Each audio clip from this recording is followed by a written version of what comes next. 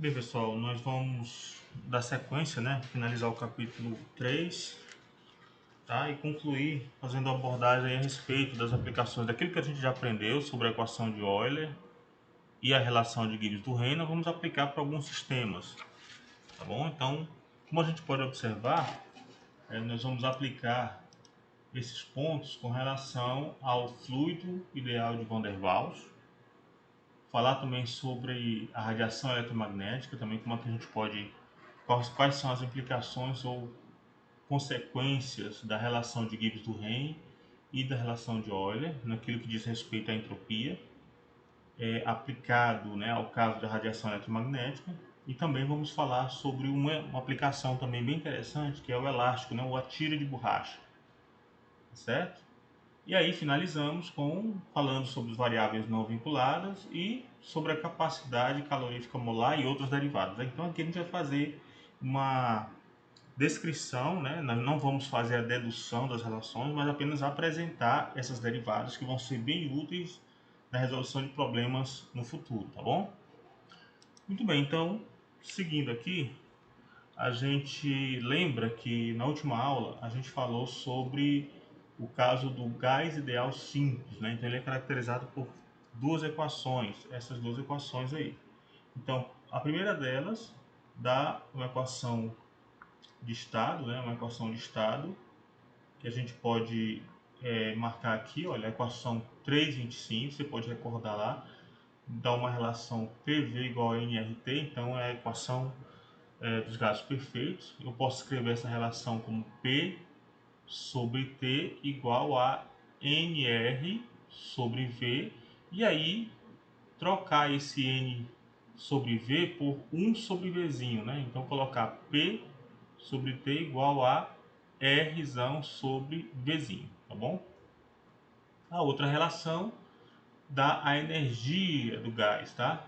A energia do gás, essa equação 3,26, ela pode ser reescrita também como 1 sobre T, tá? Reescrevendo aqui essa equação, 1 sobre T igual a Czinho N R sobre U. E aí eu troco esse N sobre U por Uzinho, onde esse Uzinho é a energia molar, tá bom? Então fica 1 sobre T igual a Czinho R sobre Uzinho. Então essas duas relações, elas foram aplicadas, né? Foram utilizadas para descrever para nós, tá? As relações, como a gente já fez aqui, olha, escrevendo assim dessa maneira, 3,27 a 3,28, a gente encontrou na equação 3,34 e a 3,35 a entropia do sistema, tá bom?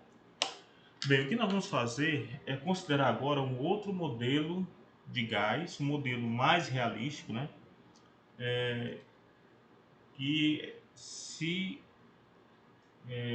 assemelha mais com os gases reais, né, que nós temos, tá bom? Então o modelo foi adotado considerando aí algumas particularidades heurísticas dos sistemas, né? Então o primeiro deles é adotar a equação, aquela equação 3,25, nós vamos trocar a equação 3,25 pela equação 3,41. A pressão, então, ao invés de ser representada a pressão, como a gente fez no caso da 3,25, né? A pressão como sendo nRT sobre V, nós vamos trocar pela equação 3,41. Então a equação 3,41 é uma equação que foi apresentada em 1873 por Van der Waals, tá? E ele tem algumas vantagens sobre a equação dos gases perfeitos. A gente vai discutir agora. A primeira vantagem é que ela reconhece que enquanto o modelo dos gases perfeitos considerava que as moléculas que compunham o gás são pontos, além de serem pontos físicos, associar o conceito de ponto físico para pontos a partículas sem dimensão, sem volume, o Van der Waals ele trocou esse cenário. Ele considerou que A primeira correção reconhece que as partículas elas não são apenas partículas pontiformes, ou seja, sem volume, mas que elas ocupam um volume, cada partícula ocupa um volume em B sobre Na. Esse B é uma constante que precisa ser determinada para cada gás, tá bom?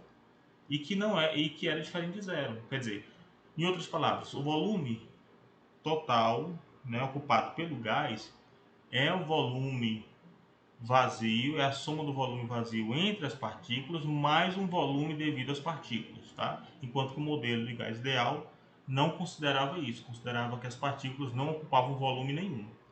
Então, o volume do gás, o volume V do gás, ele aqui na equação dos gases perfeitos, né, a gente pode escrever como a gente fez, né, a gente colocou P sobre T como Rzinho sobre V, esse Vzinho aqui, a gente vai trocar por V menos NB. Tá? Então, de modo que o volume molar é agora, pode ser expresso, né, a pressão pode ser expressa dessa maneira. Bom, então a mudança é que a gente trocou, então, ao invés de colocar, considerar apenas o gás como o espaço vazio entre as partículas, sendo que as partículas não ocupariam espaço nenhum, ou teriam volume zero, no modelo de Van der Waals ele considerou o fato das partículas do gás ocuparem um certo volume também, um certo espaço dentro do gás. Então essa foi a primeira correção. A segunda correção vem do fato de que a pressão ela sofre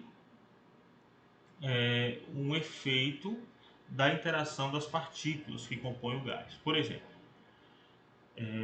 no modelo do gás perfeito, um recipiente, um determinado recipiente, ele é fechado, as partículas que tocariam as paredes durante a colisão exerceriam a somatória dessas colisões, produziriam aquilo que a gente mede como pressão.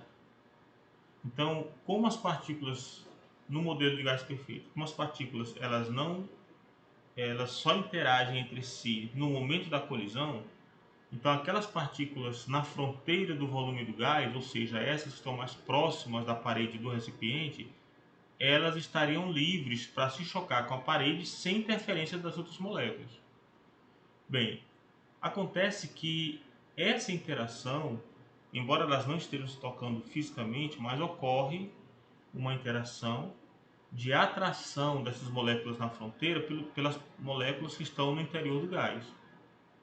Isso produziria uma redução no valor da pressão esperada, da pressão sem interação. Então essa redução é proporcional ao inverso da velocidade, do quadrado da velocidade. Por isso esse outro termo. Então aqui a gente colocou, esse aqui é o efeito de trocar V por V menos NB, e esse aqui é o efeito devido à interação com o volume. Então o Van der Waals ele inseriu essas duas correções, tá?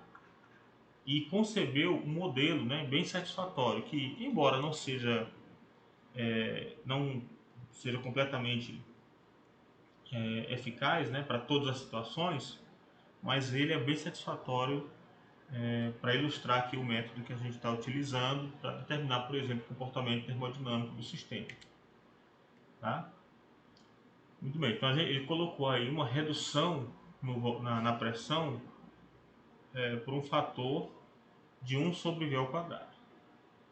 Muito bem, então o que é que nós temos? Vamos representar então, vamos trocar as relações da pressão, ao invés de lidar com a equação PV igual a nRT e U igual a CRT, nós vamos CRNT, tá? Nós vamos expressar a pressão agora, não dessa maneira, mas pelo que está descrito na equação 341.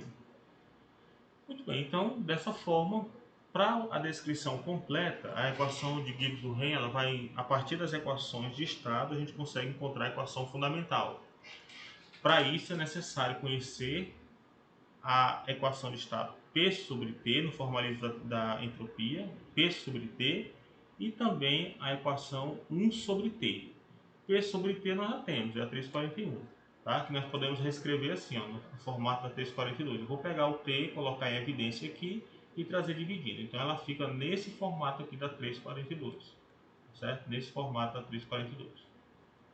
Muito bem, então dito isso, o que é que a gente precisa? De uma função da segunda função de estado, 1 sobre T, que é uma função da energia molar e do volume molar. Então, de posse da expressão, agora não essas, né, do gás perfeito, mas da expressão P sobre T e da expressão 1 sobre T, dessas duas equações de estado, eu consigo encontrar a equação fundamental por meio da relação de Gibbs-Duhem, da relação de Euler e da relação de Gibbs-Duhem. Bem, essa eu já tenho, só enfatizando, essa daqui eu já tenho, preciso encontrar essa. Como fazer isso então? Então, uma maneira de fazer isso é lembrar que para a entropia ser uma equação de estado, ela precisa ser, e o S aqui é uma função tanto do volume molar quanto da energia molar, então para ela ser uma derivada perfeita, eu preciso dessa relação, a segunda derivada de S em U e depois em V tem que ser igual às derivadas segunda, primeiro em V e depois em U. Tá? Ou seja, a ordem das derivadas aí não deve afetar o resultado. Se isso é verdade, então podemos escrever que a 346 que diz que a derivada, eu estou aproveitando essa relação aqui, ó. Essa relação, ela vira isso, né? A derivada no volume de 1 sobre T, que é igual à derivada na energia de P sobre T. Como é que eu encontrei esse resultado? Né? Na realidade é isso. Isso aqui pode ser escrito assim, ó. Derivada parcial em V, derivada de S em relação a U, igual a, agora escrevendo a segunda, derivada em U, derivada de S em relação a V. Isso aqui nada mais é do que, no formalismo da entropia, 1 sobre T. E isso aqui nada mais é do que P sobre T. Então essa expressão ela vira isso, né? Porque eu troquei esse termo aqui todo por 1 sobre T e esse aqui todo por P sobre T, tá bom? Bem, P sobre T nós já temos, isso aqui nós já temos, é a equação 341, tá? Ou 342, né, na realidade. Tá? Isso daqui é 341 ou no formato 342, tá? O que a gente precisa encontrar é uma equação, a equação 343, uma equação 1 sobre T que, colocada aqui, faça ser válida essa igualdade. Tá?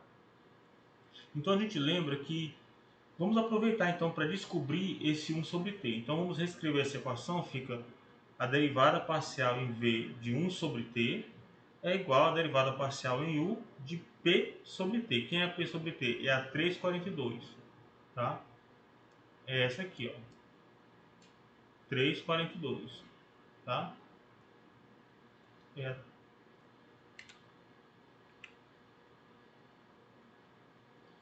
essa daqui, a 342. Então, colocando a 342, a gente lembra que aqui nós estamos derivando, vamos derivar tudo isso em relação a U, tá? Em relação a U. Então, quando a gente deriva em relação à energia, esse primeiro termo, por exemplo, ele não depende da energia. Se ele não depende da energia, ele é constante com relação à energia, a derivada dele some, né? Dá zero. Agora, nesse outro termo, menos A sobre V ao quadrado é constante, não vai depender da energia, mas a temperatura depende da energia, como a gente vê aqui, ó.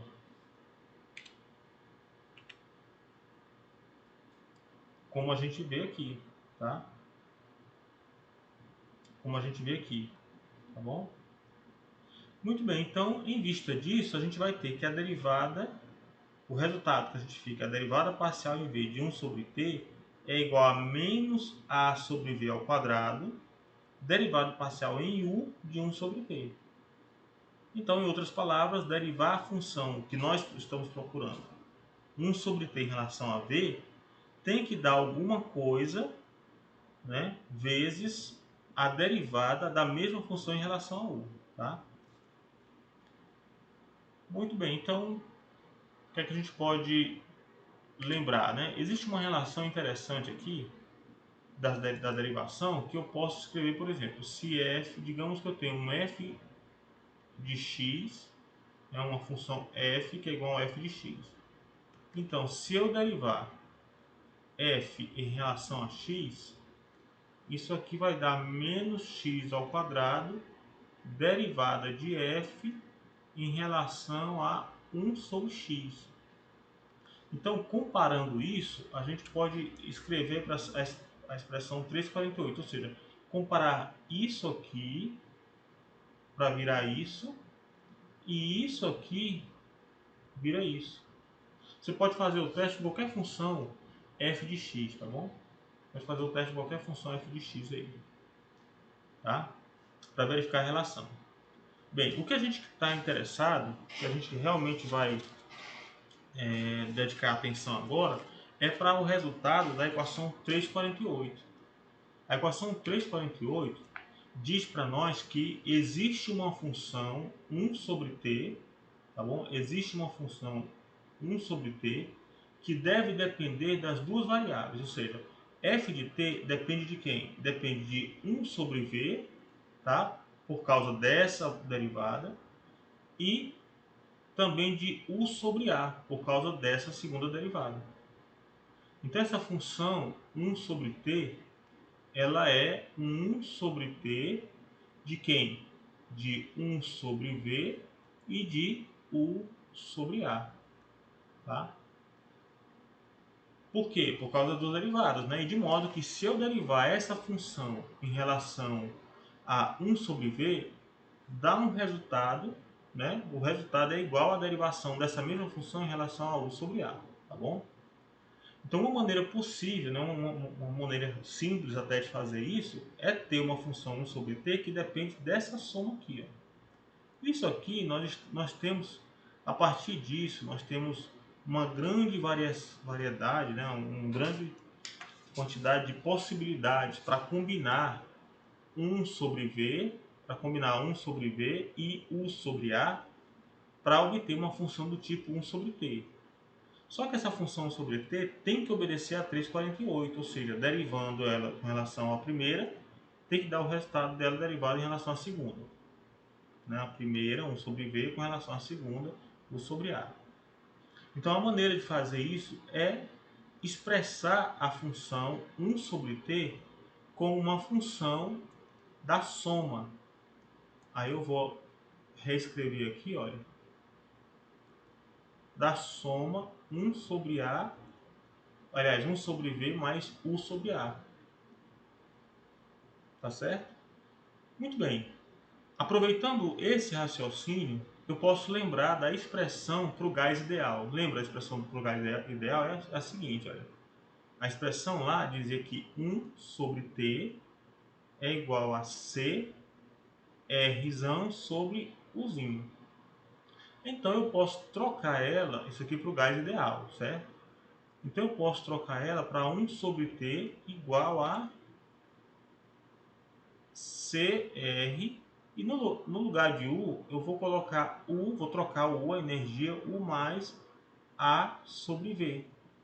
Ou seja, eu estou trocando essa energia total por essa energia U mais A sobre V, em vista de expressar essa função sobre T como sendo dependente da soma U sobre V mais U sobre A.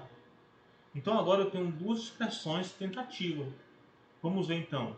Primeiro eu tenho uma expressão 1 sobre t, vamos tentar essa daqui, tá? E vamos tentar essa p sobre t. Com isso eu consigo escrever o que? Lembra que ds é igual a 1 sobre t du mais p sobre t dv. Então fica fácil escrever assim. aqui vai ficar 1 sobre t. Eu aproveito o resultado da 349, é CR, que é o resultado que a gente acabou de encontrar, né? U mais A sobre V, du, mais a expressão P sobre T. Quem é P sobre T? É a 342, onde a gente pegou a primeira correção, trocou o volume por V menos B. Lembra, considerando que as partículas possuem um volume, uma contribuição, ocupam um volume dentro do volume do gás. O volume do gás é tanto a soma do volume vazio, do espaço vazio entre as partículas, mais o volume ocupado pelas partículas, tá? E essa redução, esse termo aqui, é a redução do efeito, né, da interação das partículas na parede do recipiente, que se chocam com o recipiente, é a redução na força, né, ou na velocidade que ocorre devido à interação com as outras moléculas do meio, tá, que estão no interior do gás. Muito bem, então em vista disso podemos escrever aqui R sobre V menos B menos A sobre V ao quadrado, e 1 sobre T eu posso aproveitar a equação 349 e fazer assim, CR sobre U mais A sobre V. Pronto, dV. Então eu tenho aqui, para encontrar o S, eu vou fazer o que? Eu vou integrar ds de S0 a um valor S' igual a integral de U0 para U' de CR sobre U mais A sobre V du, mais, aliás, mais a integral de V0 até V', aqui é V, tá bom? Ficou parecendo um A aí, né? Aqui é um V, tá? De quem? Aqui é uma integral só, né? R sobre Vzinho menos B menos A sobre V2 CR sobre U mais A sobre V, fecha. Aqui vai ficar ruim de ver, né? Posso melhorar aqui, tá? Aqui ficou dV. Pronto. O resultado dessa integral, né, que fica como exercício para o leitor, é uma sugestão. Você pode encontrar o resultado dessa integral, né, fica no final, no último parágrafo da página 76. Ele fala, né, que essas duas equações, né, com essas duas equações de estado, nós estamos agora aptos para obter a equação, a relação fundamental, que é a equação do S, da entropia, que é a equação 351, tá? Então a equação 351, ela vai dar aí o valor, né, o resultado dessa integração, tá bom? Da integração que a gente acabou de escrever. Onde esse S0 é uma constante, né, que vai reunir aí todas essas condições iniciais, tá bom? Bem, a equação de Van der Waals, como diz aí, né, essas várias constantes na equação de Van der Waals, elas são apresentadas aí na tabela 3.1, tá bom? Então, o valor do A, tá bom? O valor do A, do B e do C, tá? Então, para alguns gases, a gente tem aqui, por exemplo, o gás hélio, tá? O gás hidrogênio, o gás oxigênio, para a água também aparece, olha. Então, esses aqui são valores para as constantes A, B e C, tá certo? Que são ajustados, né, para satisfazer os dados experimentais, tá bom? E são valores numéricos obtidos quando a gente ajusta os dados experimentais, esta equação, a equação 351, aos dados experimentais. Tá bom? Então a gente vai utilizar esses dados aí na tabela 3.5, na tabela 3.1, nós vamos utilizar ela na resolução dos problemas, tá bom? Então já fica de olho nesses dados aí para quando a gente for resolver os problemas do capítulo 3. Muito bem, então Agora vamos considerar uma outra situação, né? Que é aplicar esses conceitos que a gente aplicou para o gás perfeito, para os gases perfeitos, também para o gás de Van der Waals. Vamos aplicar agora a radiação eletromagnética. Nós vamos considerar então um vaso, né, um recipiente, uma cavidade, tá bom? Que tem as suas paredes mantidas a uma temperatura T, tá? Então, se a gente observar essa figura, é como se eu fizesse aqui uma cavidade dentro de uma peça de metal e aquecesse isso aqui dentro de um forno e através de um orifício, né, um furinho aqui, eu conseguisse monitorar a energia ou a luz que sai, né, devido à temperatura, né, ao aquecimento dessa peça de metal, tá bom? Então, a gente vai considerar aqui, por exemplo, que como é que a gente pode, as várias teorias, elas abordam esse sistema, né, ou essa situação. Por exemplo, a teoria quântica ela vai considerar que essa cavidade ou esse recipiente, essa cavidade, né, metálica a uma temperatura T, como uma fonte de fótons, tá? Uma fonte de fótons que emergem a partir da cavidade. A engenharia, por exemplo, o ponto de vista da engenharia é encontrar, enxergar, olhar essa cavidade como a cavidade ressonante de modos normais de vibrações eletromagnéticas. Por outro lado, a termodinâmica clássica ela vai olhar para essa cavidade como um modelo mecanicista, como partículas vibrando e aí carregadas e aí a partir disso produzindo radiação eletromagnética. Mas independente do ponto de vista, né, o que se sabe é que independente do ponto de vista, o que se sabe é que é verdade, por exemplo, que a energia interna, a energia total do sistema irradiado é uma função do quadrado da temperatura, né, que é expresso nos termos da lei de Stefan Boltzmann. E que a potência, aliás, que a pressão de radiação é 1/3 da razão dessa energia pelo volume. Então, a gente consegue expressar isso matematicamente pela equação 352 e a equação 353. A 352 diz que a energia total irradiada é BVT ao quadrado, aliás, T a quarta, onde esse B aqui ele vale 7,56 vezes 10 a menos 16 joules por metro cúbico Kelvin a quarta, tá bom? E que a pressão é U sobre 3V. Então nós vamos trabalhar com essas duas expressões, considerando, né, que considerando a situação no estado fundamental, né, no ponto de partida do sistema de radiação do sistema é zero, então a gente pode expressar a equação da entropia como sendo 1 sobre T, uma função 1 sobre T vezes a energia total, mais P sobre T vezes o volume total. Bem, daí o que a gente precisa fazer é encontrar uma forma, né, novamente encontrar uma forma para a equação de estado 1 sobre T, tá? E a equação de estado P sobre T.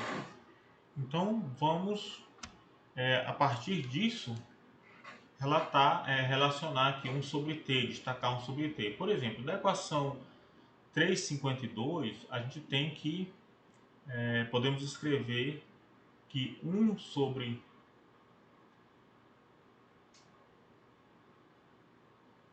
Então, da equação 352, nós podemos escrever que 1 sobre T, a quarta, é igual a ABV sobre U. Então, 1 sobre T é B elevado a 1/4, V elevado a 1/4, sobre U elevado a 1/4. Então, podemos escrever aqui a equação 1 sobre T. Essa daqui, a princípio, a gente já tem ela. Com relação à expressão P sobre T, essa expressão P sobre T, podemos escrever que P é igual a U sobre 3V, então P sobre T seria igual a U sobre 3V vezes B elevado a 1/4 vezes V elevado a 1/4 sobre U elevado a 1/4. Então podemos escrever P sobre T como sendo 1 sobre, ou B sobre B elevado a 1/4 sobre 3 vezes U elevado a 1 menos 1/4 sobre V elevado a 1 menos 1/4. Então isso daria para nós aqui um resultado P sobre T igual a B elevado a 1/4 sobre 3, que multiplica U elevado a 3/4 sobre V elevado a 3/4. Tá? Dando como resultado as expressões 3,55 e 3,56.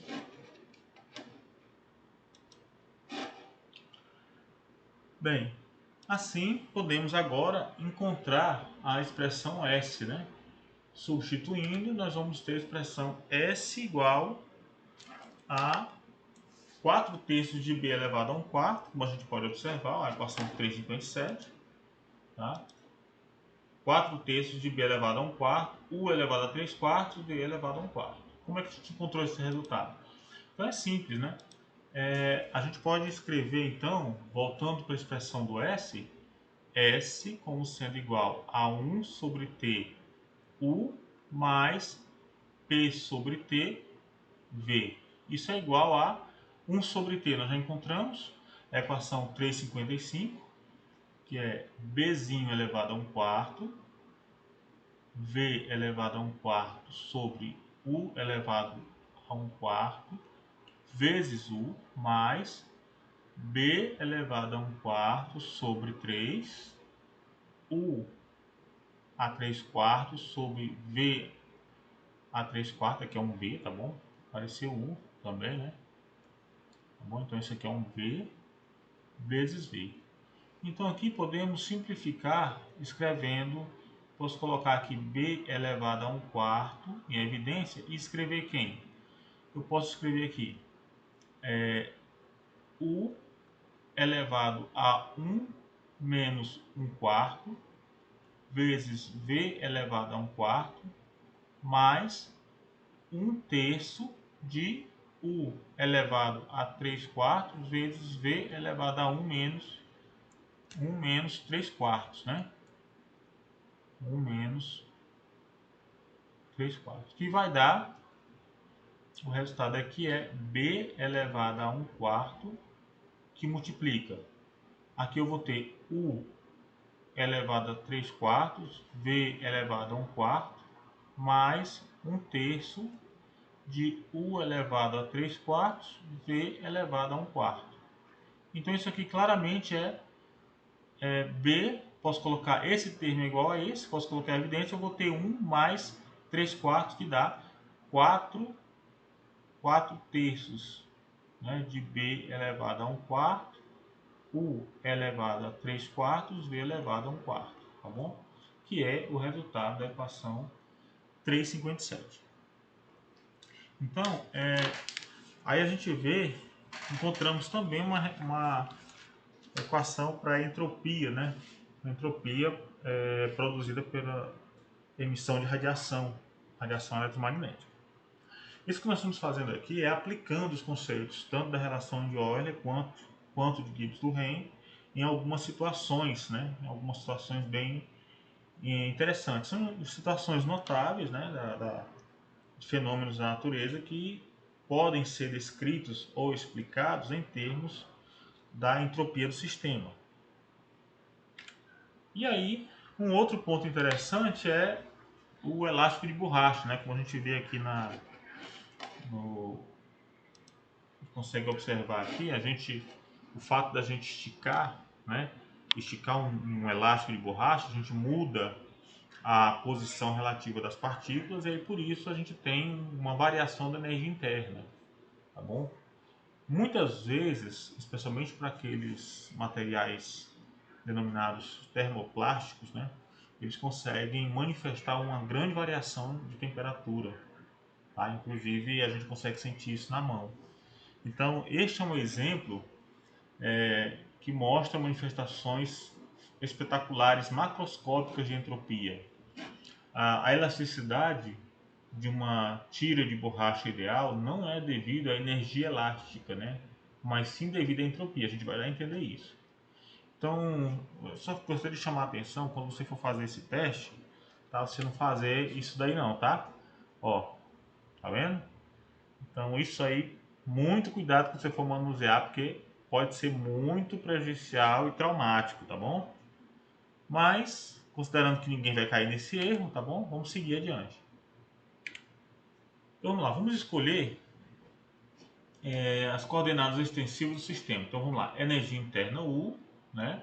É sempre uma coordenada, é sempre um parâmetro que a gente utiliza, energia interna. O comprimento da tira de borracha, que é L, tá? E uma relação entropia em função da energia e do comprimento, tá certo? Então o que a gente quer é encontrar S em função da energia e do comprimento da borracha. Quando a gente faz isso, o que a gente tem que ver então? A energia da tira de borracha, num equilíbrio com o ambiente, ele é independente do comprimento da borracha e é proporcional à temperatura. Isso aqui são observações experimentais.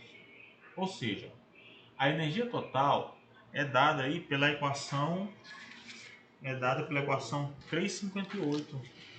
A equação 358 diz que a energia total ela é proporcional à temperatura e também ao comprimento inicial da tira de borracha, certo? Muito bem. Além disso, quando a gente estica, né, como a gente está vendo aí no GIF, né, quando a gente estica, a tensão, né, a força de estiramento, ela é proporcional à, à temperatura, tá bom? A um fator B, tá? Então aqui eu tenho uma constante C e aqui eu tenho B, tá certo? E é proporcional ao deslocamento L, onde L está entre L0 e L1. Tá? Isso aqui é uma maneira de expressar aquilo que a gente já conhece para sistemas elásticos, né? Para sistema massa-mola, né? Como a lei de Hooke, tá bom? Muito bem, então a partir disso, vamos aplicar agora para tratar isso daí. O que é que a gente tem? A forma diferencial da equação fundamental é o que? Vai ser ds é igual a 1 sobre t du. Lembra que a gente tinha era 1 sobre era P sobre T dV. Aqui nós mudamos os parâmetros para tensão, então vai ficar tensão sobre a temperatura dL, tá? Ou seja, na integra para fatores, né? Saindo da condição molar, a gente pode escrever ds igual a 1 sobre T du mais gama, ou a torção aqui, né? Gama sobre T dL. Então, trabalhando aquela propriedade das derivadas em S, né? Aproveitando a equação, a relação que a gente já considerou, aí você pode até revisitar, é a equação 345, tá bom? Que a gente já mencionou hoje. Então a gente pode escrever ds como sendo 1 sobre T du menos a tensão sobre T dL, que vai dar igual a CL0 du sobre U menos B L menos L0 sobre L1 menos L0 dL. Então, o resultado é a gente calcular a integração, né? Calculando a integral, nós vamos ter a equação 362.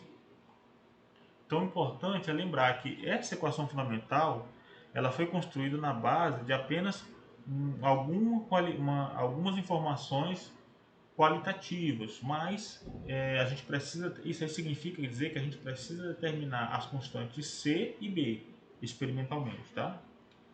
Então, esse modelo ilustra, que é um comentário abaixo da equação 362, diz o seguinte, que este modelo ilustra a maneira na qual a termodinâmica guia os cientistas, né, em modelos, na construção de modelos elementares. E futuramente, né, no capítulo 15, né, para aqueles que estão mais interessados, eles vão poder consultar esse ponto aplicado à a situação ao caso de polímeros elásticos, tá bom? Muitas vezes chamados também de elastômetros, tá certo?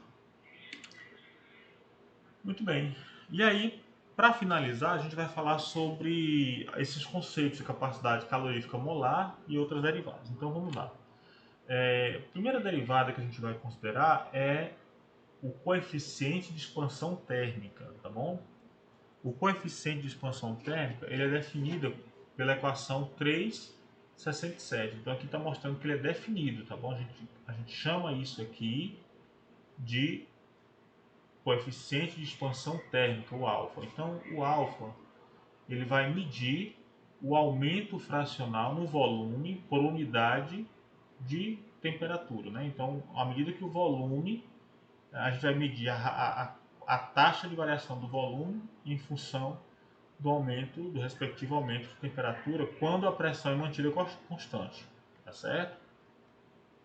Tá bom? Também podemos escrever 1 sobre Vzão, derivada parcial do volume em relação à temperatura. Então isso aqui é o coeficiente de expansão, é o que vai muitas vezes vai ser representado por alguns textos como o coeficiente de dilatação volumétrica, tá bom?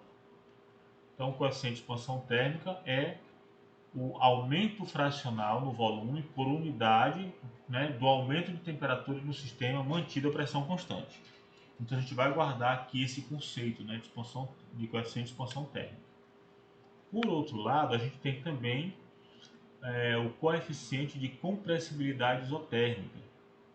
Né, ele é definido, né, esses três tracinhos aqui mostram que ele é definido, esse kT, ele é definido como menos 1 sobre V, derivada parcial de V em relação a P, quando eu mantenho a temperatura constante. Então, a compressibilidade isotérmica, mantém a temperatura constante, a compressibilidade isotérmica é a diminuição fracional. Como é que eu vejo que é a diminuição? Por causa do sinal de menos, né? É a diminuição fracional no volume por unidade de aumento na pressão quando a temperatura é mantida constante. Guarda também essa autoderivada. Outro ponto agora. Capacidade calorífica molar a pressão constante. Então vamos lá. Capacidade calorífica molar a pressão constante. Definida como T, que multiplica a derivada parcial de S da entropia com relação à temperatura quando a pressão é mantida constante. Então, a capacidade calorífica molar a pressão constante é o fluxo de calor quase estático, como a gente vê aqui na última expressão da 369, é o fluxo de calor quase estático por mol, tá? Quando eu divido por N, eu estou quantificando por mol, né? Para produzir uma unidade ou um aumento unitário na temperatura do sistema quando a pressão é mantida constante. Então a gente considera essas grandezas, né, essas derivadas, elas têm uma interpretação física real, tá? Então essas derivadas que a gente obtém a partir, né, da relação, da variação de uma grandeza com relação a outra, essas derivadas elas podem ser medidas em laboratório, são determinadas experimentalmente, mas elas têm uma ligação direta com essas grandezas aqui. É por isso que é importante a gente sempre ter em mente tanto a forma funcional, tá bom, desses coeficientes, tanto a forma funcional, como a gente está vendo aqui na 367, 368 e 369, mas também a interpretação física, o entendimento físico dessas expressões, dessas derivadas, que é o que está relatado abaixo da expressão, tá certo? Então ficar sempre atento a isso. Outras expressões, outras relações que são interessantes é derivada da temperatura com volume é igual a menos a derivada da pressão com relação à entropia e assim por diante. Essas relações elas são deduzidas, elas surgem a partir das propriedades. Primeiro, tem uma relação com as propriedades matemáticas das derivadas, das diversas derivadas, tá? Mas também com as propriedades das grandezas, entropia, pressão, volume e temperatura. Então, a gente consegue, a partir de uma determinada grandeza, encontrar as outras. Essas relações elas são deduzidas ou representam as chamadas relações de Maxwell, que nós vamos discorrer, né, sobre elas, tá bom? No futuro. Então, no capítulo 7, né, as relações de Maxwell, quando a gente vai considerando as relações de Maxwell, lá no capítulo 7, a gente vai falar um pouco com mais detalhes a respeito da dedução ou da obtenção dessas equações. Mas, por enquanto, a gente vai olhar para elas aqui como uma lista de relações que podem ser úteis na resolução dos problemas, certo? Então, guarda essas relações também.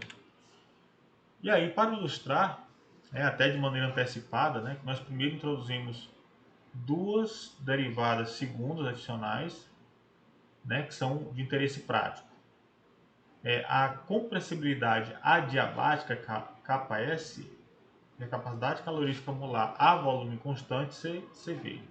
Então, por exemplo, para concluir, vamos falar agora de compressibilidade adiabática, tá? Ela é bem parecida, né? A gente já falou do coeficiente de compressibilidade, né? Por exemplo, aqui voltando na relação 368, olha, coeficiente de compressibilidade isotérmica, observa aqui, olha, derivada do volume com relação à pressão à temperatura constante, e aqui a gente vai falar da compressibilidade adiabática, derivada do volume com relação à pressão à entropia constante. Esta quantidade caracteriza a diminuição fracional, diminuição, está aqui o sinal de menos para dizer isso, né? Diminuição fracional no volume associado com o aumento da isentropia na pressão, tá? Ou da pressão à entropia constante, tá? Isentrópico quer dizer a entropia constante, tá bom? Então, vamos falar tanto do Ks, que é o coeficiente de compressibilidade adiabático, e também da capacidade calorífica molar a volume constante, que é a equação 374. Capacidade calorífica molar a volume constante, que é dado também por essa relação. Então você pode comparar o CV com o CP. Vamos ver o CP lá, voltando para considerar o CP. Olha, o CP é 1 sobre N, calor, temperatura, pressão constante.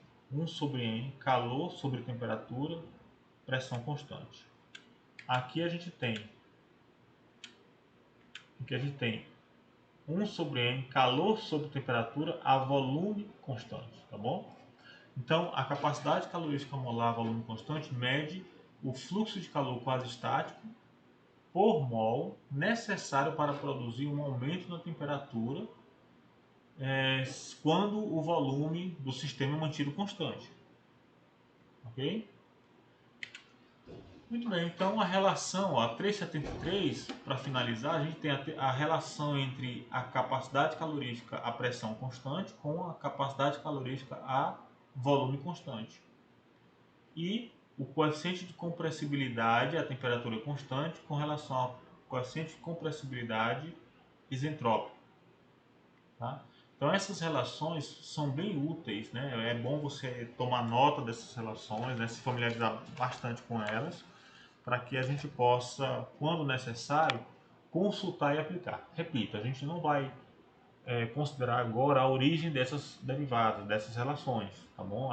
Isso aí são fruto, algumas delas são convenções, essas são definidas, né? Elas não têm dedução, são definidas assim, tá bom? Como no caso aqui da capacidade calorífica molar a volume constante, né? Equação 374, elas são definidas assim, tá certo?